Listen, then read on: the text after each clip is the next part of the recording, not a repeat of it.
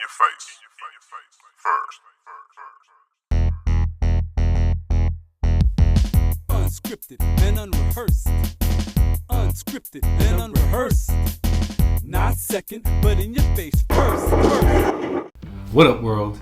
In your face first, unscripted and unrehearsed. That's truth through music, fashion, culture, and yes, cannabis. Welcome to episode 3.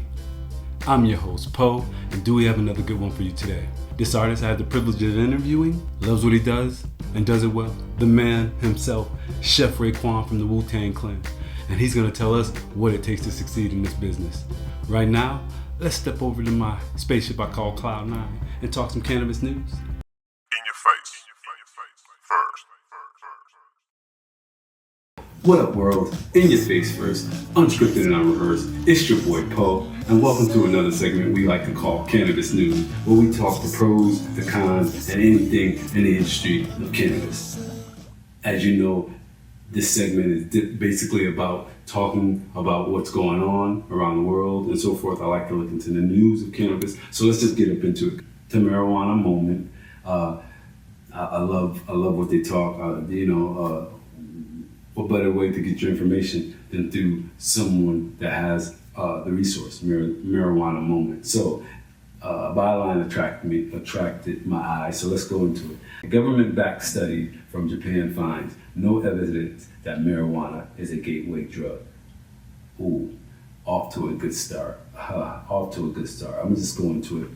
A new study looking into patterns of drugs used in Japan casts further doubt on the notion that marijuana is a gateway drug, concluding that cannabis use in the country usually comes after people first use alcohol and tobacco, and that they rarely go on to use other substances.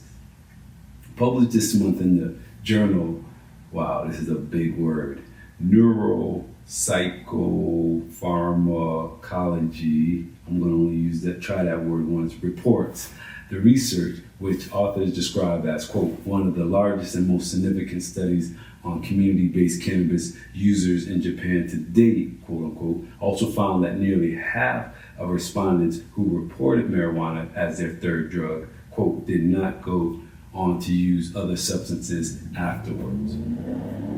What can I say, y'all? I knew, the truth comes out. The truth starts to come out when lies are being piled on. And I'm saying lies in the sense of, I don't know, man. You ever know something in life and it isn't right, and you're like, okay, this is what I've always thought about the use of cannabis. That label of cannabis being a gateway drug, we now see it. It's research. You got to do your research. So as you do your research, you start to understand. But to know that this is not a gateway drug, changed the game. But of course, it is Japan. It is a different, I shouldn't just say it's Japan, but it's not an American study. So it's going to be a little bit difficult to try to come over to this side and say, okay, prove that, So again, it's a start. I like it. So I'm going to go on and read, quote, cannabis use in Japan typically follows alcohol and tobacco, and rarely leads to further drug use, concludes the report, which was supported by the Japanese Clinic Association of Cannabinoids, and the government's Ministry of Health. Its findings challenge the gateway hypothesis and the Japanese contents. We can go on and debate this all day. Again, I just, it's that funny feeling you get to say, wait a minute, I got to do my own research. They're already telling you, these guys right here are like one of the top notch in the sense of, they don't play around. They know what's up. So they're doing their extensive research, I'm assuming. But just to have this as a starting point, I'm telling you right now, it's going to change. I know it slowly but surely takes its toll on those who try to pile dirt on the truth. But the truth, for some unknown reason, always I shouldn't say for some unknown reason. I know the reason because it's the truth. Finds its way out. So, government-backed study from Japan. Of course it is. Of course it's a different country, but still, these people, they're smart. They know what they're doing. So, anywho, man, as it's crazy as I look up, I'm like, wow, that is our time.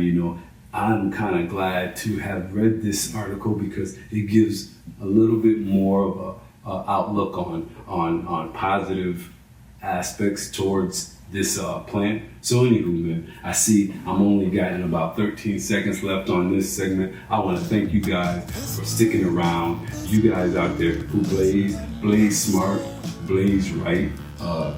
As I said before, I'm your host, Poe. Stay humble, stay high. In your face.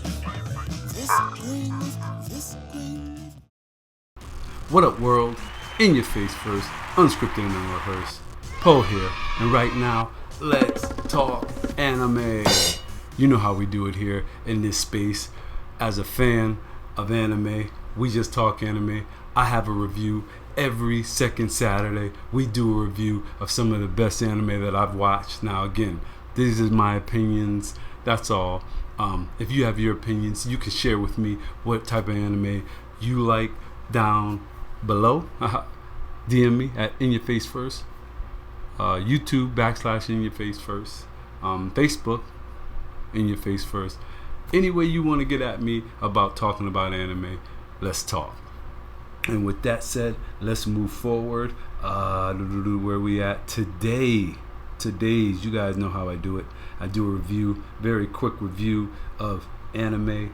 How I do my review: good storyline, not too many episodes, good ending. Let's start it. Good story. Oh, I didn't even tell you the anime. Samurai Champloo. What can I say? Was it a good storyline? I thought it was. From beginning to end. Not a lot of anime, I will say, episode wise, I could actually get involved with. But from the beginning of the episode to the end of the series, Samurai Champloo is where it is. Two rogue samurais, you want to say, from different parts of the world, meets in the middle just by fate. A young lady by the name of Fu found out that she had a father. We will call what they called it in the series the man who smelt of sunflower. Yes, it is kind of confusing, but when you see it, if you have not already seen it, again, spoiler alert, we do give out this. If you haven't seen it, as I say before in my past episodes, you may want to walk away, come back after 5 minutes, because again, I've already saw it and I'm giving my review. So, with that said, Samurai Champloo. Two samurais, two different parts of the earth. You don't really know what's going on with them, but they find themselves in conflict with one another before they rip each other's heads. Young lady by the name of Fu needs their help. So, of course, they journey out to go find the man that smells of sunflower, which is supposed to be Fu's father. But throughout the process, you're starting to find out that these guys are marked for death. People are out for them, all types of ninjas, rogue ninjas, and so forth. So, yeah, man, it was great. The storyline, I loved it. It kept you moving. Not only was the storyline great, but not a lot of episodes. To the point, got in, got out. Too many episodes sometimes ruins an anime for me. That's just me. You know what I'm saying? I say when you're past the 500 mark episode, I go on to other things. But this right here, I want to say it was about 36, 37, probably even more, 40, no more than 40 episodes. But great illustration, nice. All of it had colorful, good storyline, not a lot of episodes, and most importantly, the soundtrack. Most of you don't know. I don't know how to say this Japanese gentleman name. I want to say it's Najubes. It's Njubes. God rest his soul. He is no longer with us. But I was told he was the Japanese J Dilla. Research him. He made this. I'm not gonna say just him, but his artistry of music made this anime. So, see, I don't have a lot of time left. So, with that said, Samurai Champloo. If you haven't seen it, go check it out. It's on, I want to say, any social media that's dealing with anime. Samurai Champloo, you'll love it. Good storyline, not too many episodes, and a great ending. And with that said, you guys, it is my time. That is my time. It's your boy Poe, unscripted and unrehearsed. I gotta get out of here. Until next time, you can hear the bells are going off. Let's talk anime. If you love anime, stay with anime. Don't care what anyone says. Just do you. As long as you love it for yourself, and enjoy it. It's your boy. Stay tuned. Next time. Peace. In your face. First. What up, world?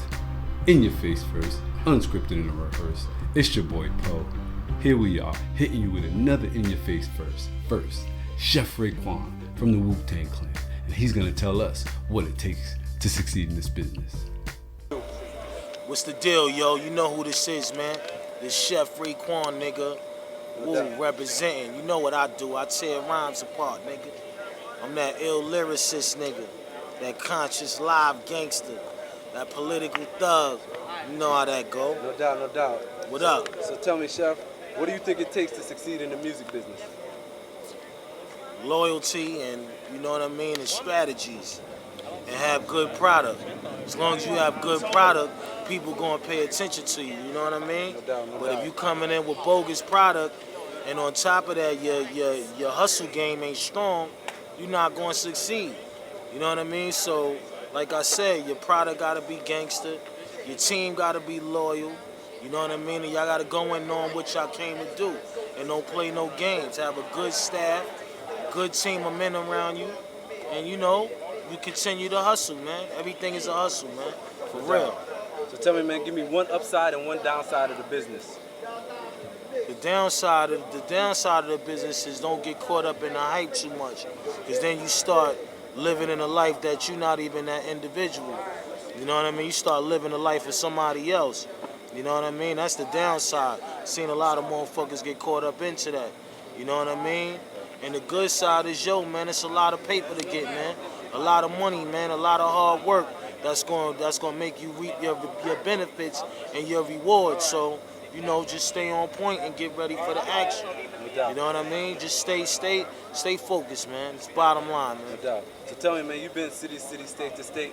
Give some advice to some up and coming cats on touring. Yo, man, it's hard work. Get your rest. Eat your vitamins, you know what I mean? Don't be out tricking all night. Don't be out trying to be a little fuck doctor. Be careful out there. Protect yourself. You know what I'm saying? And, you know, for the most part, call home, man. Go check on family, man. Good people in your life, you know what I mean? Just stay in tune with everybody. No doubt. So before we go, man, give me one piece of music you think the world needs to hear. Cuban Links 2, nigga. It's going down soon. That's all I'm going to say. All right, bro. It's on. One. What up, y'all? What's the deal, man? This is Chef RAEKWON right here. You know what time it is. Word up, man. Check out the show. In your face first. Hold it down. One. In your face. First.